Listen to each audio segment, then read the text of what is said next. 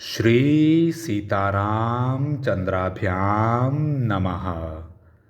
बालकांड 62वां सर्ग। विश्वामित्र द्वारा सुनहक्षेप की रक्षा का सफल प्रयत्न और तपस्या। शतानंद जी बोले, नरश्रेष्ठ रघुनंदन, महायशस्वी राजा अम्बरीश सुनहक्षेप को साथ लेकर दोपहर के समय पुष्कर तीर्थ में आए और वहां विश्राम करने लगे। श्री राम जब वे विश्राम करने लगे उस समय महायशस्वी सुनहक्षेप ज्येष्ठ पुष्कर में आकर ऋषियों के साथ तपस्या करते हुए अपने मामा विश्वामित्र से मिला। वह अत्यंत आतुर एवं दीन हो रहा था। उसके मुख पर विषाद छा गया था।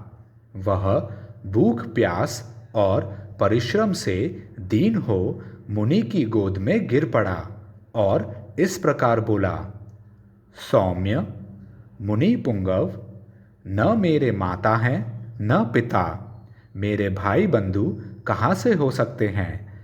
आप ही धर्म के द्वारा मेरी रक्षा कीजिए।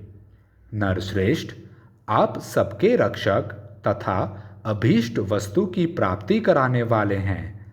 ये राजा अम्बरीश कृतार्थ हो जाएं और मैं भी विकार रहित दीर्घायु होकर सर्वोत्तम तपस्या करके सर्वलोक प्राप्त कर लूं, ऐसी कृपा कीजिए। धर्मात्मन, आप अपने निर्मल चित्त से मुझ अनाथ के नाथ हो जाएं।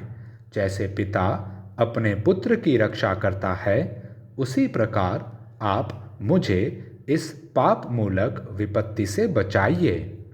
सुनहक्षेप की वह बात सुनकर महातपस्वी विश्वामित्र उसे नाना प्रकार से सांत्वना दे अपने पुत्रों से इस प्रकार बोले, बच्चों, शुभ की अभिलाषा रखने वाले पिता जिस पारलौकिक हित के उद्देश्य से पुत्रों को जन्म देते हैं, उसकी पूर्ति का यह समय आ गया है। पुत्रों, यह बालक मुनि कुमार मुझसे अपनी रक्षा चाहता है। तुम लोग अपना जीवन मात्र देकर इसका प्रिय करो।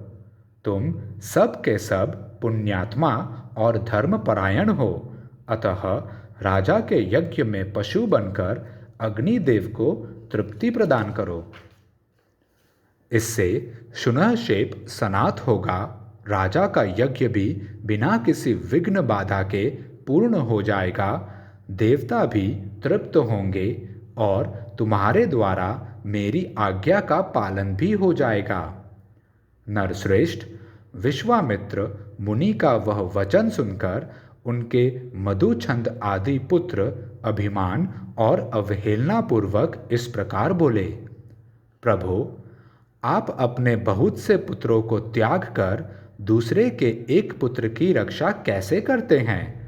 जैसे पवित्र भोजन में कुत्ते का मांस पड़ जाए तो वह आग्राह्य हो जाता है, उसी प्रकार जहाँ अपने पुत्रों की रक्षा आवश्यक हो, वहाँ दूसरे के पुत्र की रक्षा के कार्य को हम अकर्तव्य की कोटि में ही देखते हैं। उन पुत्रों का वह कथन सुनकर मुनिवर विश्वामित्र के नेत्र क्रोध से लाल हो गए। वे इस प्रकार कहने लगे, अरे, तुम लोगों ने निर्भय होकर ऐसी बात कही है जो धर्म से रहित एवं निंदित है।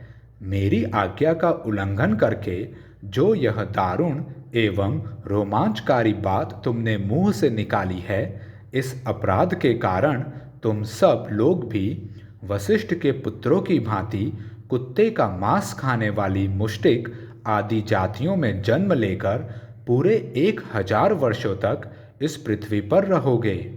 इस प्रकार अपने पुत्रों को शाप देकर मुनिवर विश्वामित्र ने उस समय शोकार्त सुनहक्षेप की निर्विघ्न रक्षा करके उससे इस प्रकार कहा, मुनि कुमार, अम्बरीश के इस यज्ञ में जब तुम्हें कुश आदि के पवित्र पाशों से बांधकर लाल फूलों की माला और लाल चंदन धारण करा दिया जाए, उस समय तुम विष्णु देवता संबंधी यूप के पास जाकर वाणी द्वारा अग्नि की स्तुति करना और इन 2 दिव्य गाथाओं का गान करना।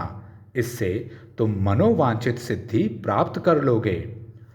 सुनहशेप ने एकाग्रचित होकर उन दोनों गाथाओं को ग्रहण किया और राज सिंह अम्बरीश के पास जाकर उनसे शीघ्रतापूर्वक कहा, राजेंद्र, परम बुद्धिमान राज सिंह, अब हम दोनों शीघ्र चले। आप यज्ञ की दीक्षा लें और यज्ञ कार्य संपन्न करें। ऋषि कुमार का वह वचन सुनकर राजा अम्बरीश आलस्य छोड़ हर्ष से उत्फुल्ल हो शीघ्रतापूर्वक यज्ञशाला में गए। वहाँ सदस्य की अनुमति ले राजा अम्बरीश ने सुनहशेप को कुश के पवित्र पाश से बांधकर उसे पशु के लक्षण से संपन्न कर दिया और यज्ञ पशु को लाल वस्त्र पहनाकर यूप में बांध दिया। बंधे हुए मुनिपुत्र सुनहशेप ने उत्तम वाणी द्वारा इंद्र और उपेंद्र इन दोनों देवताओं की यथावत स्तुति की। उस रहस्यभूत स्तुति से संतुष्ट होकर सहस्त्र नेत्रधारी इंद्र बड़े प्रसन्न हुए।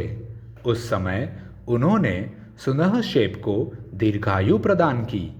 नरश्रेष्ठ श्री राम, राजा अम्बरीश ने भी देवराज इंद्र की कृपा से उस यज्ञ का बहुगुण संपन्न उत्तम फल प्राप्त किया। पुरुष प्रवर, इसके बाद महातपस्वी धर्मात्मा विश्वामित्र ने भी पुष्कर तीर्थ में पुनः 1000 वर्षों तक तीव्र तपस्या की। इस प्रकार श्री वाल्मीकि निर्मित आर्ष रामायण आदि काव्य के बालकांड में 62वां सर्ग पूरा हुआ। जय श्री राम।